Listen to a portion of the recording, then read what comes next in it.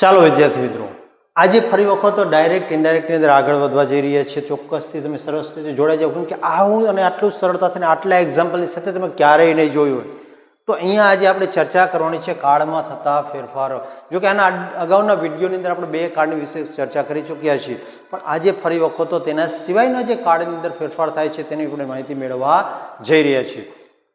ચાલો થઈ જાઓ તૈયાર. તો શું છે તો કે કાળમાં થતા ફેરફારો. હવે અહીંયા સૌ પ્રથમ ચર્ચા કરીએ તો કેની ચર્ચા કરવાની છે તો કે પ્રેઝન્ટ પરફેક્ટ ટેન્સ, પૂર્ણ વર્તમાન કાળ.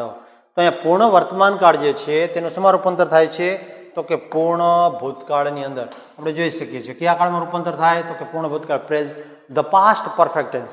તો પ્રેઝન્ટ પછી શેમાં રૂપાંતર થાય છે તો કે પાસ્ટમાં. કઈ બાબતને ધ્યાનમાં રાખવાની? એકદમ સિમ્પલ છે.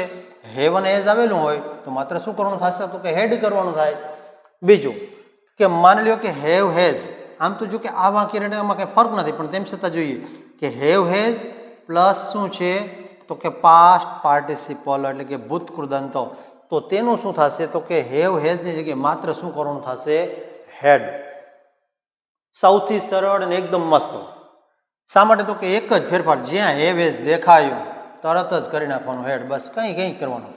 આ કદાચ આટલું જ યાદ રાખીએ ઉપરનું આ 2 તો ઠીક છે, કેમ કે ઓલરેડી આની અંદર પાસ્ટ પાર્ટિસિપલ છે ને આમાં પણ પાસ્ટ પાર્ટિસિપલ જ છે, તો એટલે એ કદાચ યાદ ન રાખીએ તો ચાલે.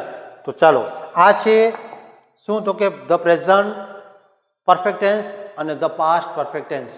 એના વાક્ય જોઈએ તો અભ્યાસના આધારે ખ્યાલ આવશે કયા કયા વાક્ય છે તે જોઈએ આપણે.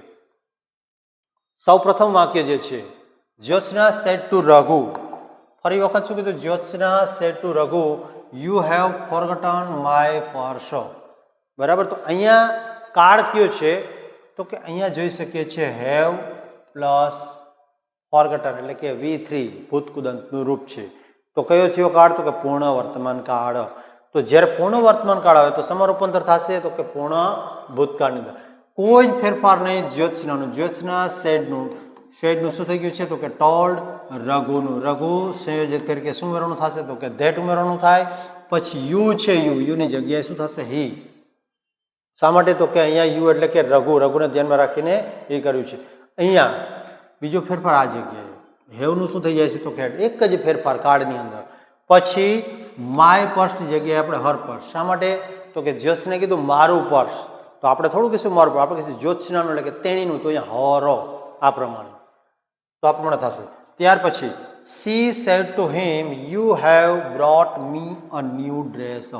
બરાબર. અહીંયા ફેરફાર કેટલી જગ્યાએ થશે તો કે અહીંયા પછી આ જગ્યાએ આ જગ્યાએ આ 3 ફેરફાર થશે. તો જોઈએ આપણે. he said to him એટલે he said નું told, him નું him, સંયોજક that. પછી યુ છે, યુ કોને ધ્યાનમાં રાખીને તો કે હિમને ધ્યાનમાં રાખીને હિમનું શું થશે તો કે he. હેવનું થશે હેડ. અને બ્રોટ જેમનું તેમ. અહીંયા મી છે, મી બોલનાર સી હતી, તો ફરી વખત આપણે હર. તો અહીંયા હર અ ન્યૂ ડ્રેસ. પછીનું વાક્ય Ritika said to Aryan I have cooked something for you. અહીંયા કયા ફેરફાર થાય તો કે માત્ર 3 ફેરફાર જે ઉપરના વાક્યમાં જોયા તે પ્રમાણે. રીતિકા ટોલ્ડ આર્યન ધેટ આઈનું she had cooked something for him. અહીંયા યુનું થશે હિમ. બરાબર. તો આ પ્રમાણે ફેરફાર જે છે તે કાર્ડની અંદર જોવામાં આવ્યા છે. ત્યાર પછી બીજો એક્ઝામ્પલની ચર્ચા કરીએ તો Vishwas said to Aryan Ritika has learned this game. તો અહીંયા કાળ કયો છે તો કે પૂર્ણ વર્તમાન કાળ. તો પૂર્ણ ભૂતકાળમાં રૂપાંતર થાય. માત્ર હેઝનું શું થઈ જશે તો કે હેડ. તો વિશ્વા ટોલ્ડ આર્યન સંયોજક ધેટ રીતિકા હેડ. અહીંયા શું થશે હેડ લર્ન્ડ ધેટ ગેમ. અહીંયા જોઈ શકીએ છીએ કે સમય સૂચક શબ્દમાં ફેરફાર થયો છે. અહીંયા ધીસ છે તેનું શું થયું છે ધેટ. ત્યાર પછી Dipesh said to Shiv he has made a new story for children. તો અહીંયા દીપેશ ટોલ્ડ શિવ પછી ધેટ પછી શું થશે હી. તો અહીંયા તમને કીધું હતું કે જ્યારે ત્રીજો પુરુષ હોય તો એમાં કોઈ ફેરફાર થશે નહીં. શેમાં તો કે સર્વનામ. તો હીનું હી રહ્યું છે. હી હેઝનું શું થઈ ગયું છે તો કે હેડ થઈ ગયું છે. હી has made a new story for children, જેમનું તેમનું કોઈ ફેરફાર થશે નહીં. ચાલો ત્યાર પછીની ચર્ચા કરીએ તો તેની અંદર આવે છે શું આવે છે તો કે ધ પાસ્ટ કન્ટિન્યુઅસ ટેન્સ, ચાલુ ભૂતકાળ. તો ચાલુ ભૂતકાળનું રૂપાંતર શેમાં થાય તો કે ચાલુ પૂર્ણ ભૂતકાળની અંદર થશે. બરાબર, એટલે કયો કાળ થયો? The past perfect continuous tense. કયો કાળ? ચાલુ પૂર્ણ ભૂતકાળ. તો તેને જોઈએ તો ચાલુ પૂર્ણ ભૂતકાળ જે છે તે અને ચાલુ ભૂતકાળ આ બંનેમાં ફરક શું? તો કે આની અંદર શું હોય છે તો કે વોઝ વર પ્લસ ક્રિયાપદનું આઈએનજી રૂપ રૂપ આવેલું હોય છે. જ્યારે આપણે ચાલુ પૂર્ણ ભૂતકાળની અંદર ફેરફાર કરીએ તો એક વધારાનો શબ્દ ઉમેરવાનો થશે બીન, અને અહીંયા જે છે તે અહીંયા વોઝ વર જે છે એની જગ્યાએ શું કરવાનું થશે તો કે હેડ, અને બાકી આ જે છે આઈએનજી વાળું રૂપ તો જેમનું તેમ રહેશે. ટૂંકમાં અહીંયા વોઝ વરને કાઢી નાખવાનું થાય અને તેની જગ્યાએ હેડ બીન ઉમેરવાનું થાય. કઈ જ બીજી ચર્ચા નહીં. આ પાછળનું તો જેમનું તેમ છે. આ એક ખાસ ધ્યાનમાં રાખશું. આપણે જોઈએ તેના એક્ઝામ્પલ અને ખ્યાલ આવશે આપણને. તો પ્રથમ એક્ઝામ્પલ જે છે જેની ચર્ચા કરીએ. Raghu said to Gauri you var making my project. હવે અહીંયા જુઓ જોઈએ તો કે ચાલુ કયો કાળ આવ્યો છે તો કે ચાલુ ભૂતકાળ. તું મારો પ્રોજેક્ટ બનાવી રહ્યો હતો. તો અહીંયા રઘુ સેડ ટુ ગૌરીની જગ્યાએ શું થઈ જશે? રઘુ ટોલ્ડ ગૌરી, અને સંયોજક તરીકે શું મેળવે? ધેટ.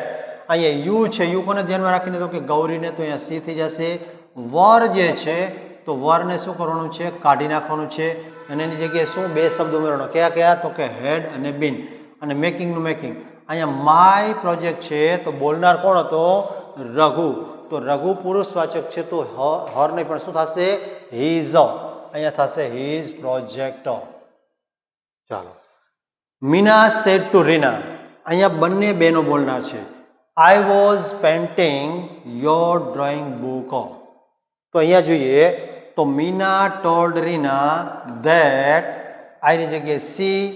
વોઝનું શું થઈ ગયું છે તો કે હેડ બીન, અને પેન્ટિંગનું પેન્ટિંગ જેમનું તેમ રહ્યું છે. અહીંયા માય ને પણ યોર એટલે કે તારું. તો અહીંયા હર ડ્રોઈંગ બુક જેમનું તેમ. ત્યાર પછી the king said to queen. રાજાએ રાણીને કહ્યું. શું કહ્યું તો કે I was hunting a small deer for you. હું તારા માટે એક નાના હરણનો શિકાર કરી રહ્યો હતો. તો અહીંયા જોઈએ તો કિંગ ટોલ્ડ ક્વીન, પછી સંયોજક શું આવ્યું? ધેટ. હવે અહીંયા રાજાએ કીધું કે હું, તો આપણે રાજા તરીકે રાજાને શું થયું તો કે એના માટે સર્વનામ થશે હી. અહીંયા વોઝને કાઢી નાખવાનું થશે, અને એની જગ્યાએ શું આવશે તો કે હેડ બીન. પછી જે ક્રિયાપદ જે છે જેમનું તેમ, hunting a small deer for. અહીંયા ફરી વખત ફોર યુ છે. તો રાજાએ શું કહ્યું? તું રાણી એની સામે હતી, આપણી સામે રાણી નથી, આપણે શું તેણી. તો ફોર હર. અહીંયા યુનું શું થઈ ગયું છે જોઈ શકીએ છીએ આપણે? હર થઈ જાય છે. ત્યાર પછીનો એક્ઝામ્પલની ચર્ચા કરીએ તો તેની અંદર આપણે જોઈ શકીએ છીએ. Kavita said to Aman Ritika was learning this game. તો અહીંયા કવિતા ટોલ્ડ અમન, પછી સંયોજક શું આવે તો કે ધેટ. રીતિકામાં કોઈ ફેરફાર થશે નહીં. શા માટે તો કે પ્રોપર નાઉન છે. વોઝ આવ્યું, વોઝ લર્નિંગ. તો જ્યારે વોઝ લર્નિંગ આવે છે તો એનો અર્થ એવો છે કે ચાલુ ભૂતકાળ છે. તો ચાલુ ભૂતકાળનું સમા તો કે ચાલુ પૂર્ણ ભૂતકાળની અંદર. તો અહીંયા ચાલુ ભૂતકાળ કરવો હોય તો તેનું શું થઈ જશે તો કે બીન.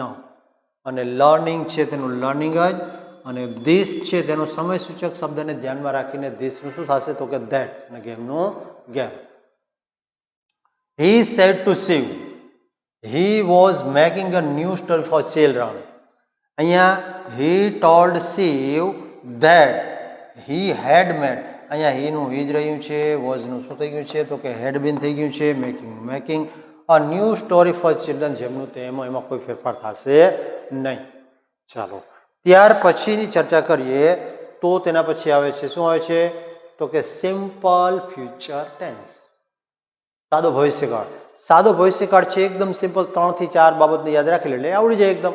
તો કઈ કઈ બાબતને ધ્યાનમાં રાખવાની છે તો આપણે જોઈ શકીએ છીએ અહીંયા કે જ્યારે આપણી સમક્ષ સેલ અથવા વેલ આવે તો તેનું શું કરી નાખવાનું છે? વુડ કરવાનું છે. કેન આવે તો કેનનું થઈ જશે કુડ, અને મે આવે તો મેનું થશે માઇટ.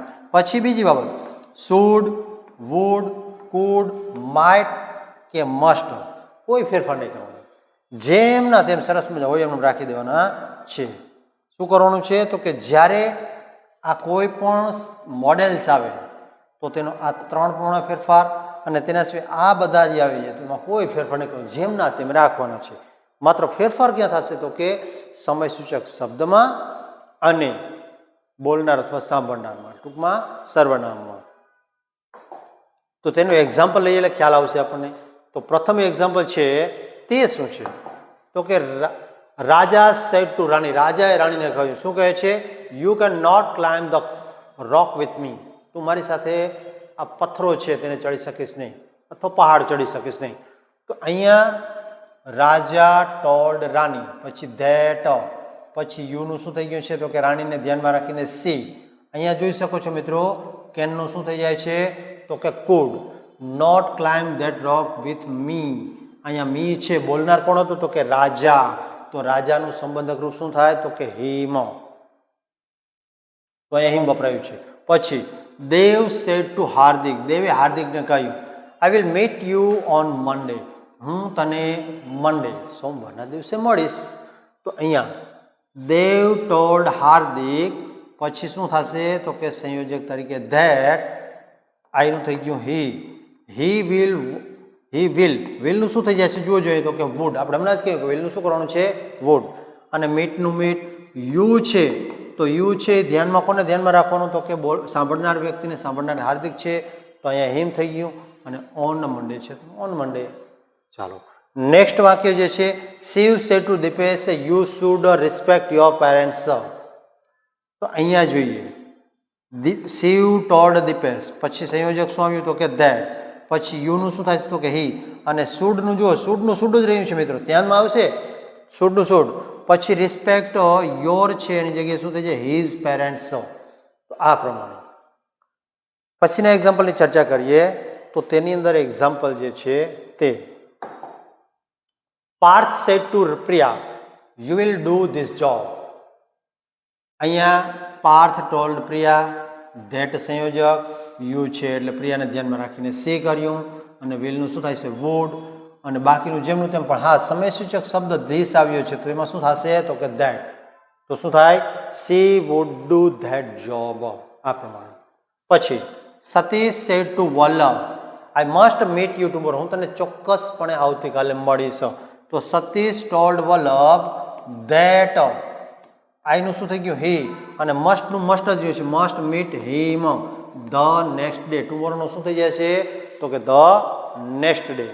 ત્યાર પછી father said to son Kavya will read a story. તો અહીંયા ફાધર ટોલ્ડ, સેડનું શું થઈ ગયું છે ટોલ્ડ, ધેટ સંયોજક, અને કાવ્યાનું કાવ્યા. અહીંયા વિલનું શું થઈ ગયું છે મિત્રો તો કે વુડ રીડ અ સ્ટોરી, જેમનું તેમ. તો આ છે સાદા વર્તમાન કાળના અથવા તો મોડેલવાળા વાક્યો. ચાલો તો મિત્રો આ પ્રમાણે સરસ મજાની રીતે અને સારી રીતે ડાયરેક્ટ ઇનડાયરેક્ટની અંદર સંપૂર્ણ ચાંચ ડૂબાડીને જો તમારે આ શીખવું છે તો ચોક્કસથી આ વિડીયો જુઓ, આપનો રિસ્પોન્સ આપો, મને ખ્યાલ આવે કે કઈ જગ્યાએ આપને સમસ્યા થાય છે. જો આપને રિસ્પોન્સ આપશો તો ચોક્કસથી તેનો ઉત્તર આપને મળશે જ. ચાલો આપ સૌને શુભકામના કે અંગ્રેજી આવડી જાય. ત્યાં સુધી આપ સૌનો જય હિન્દ અને જય ભારત.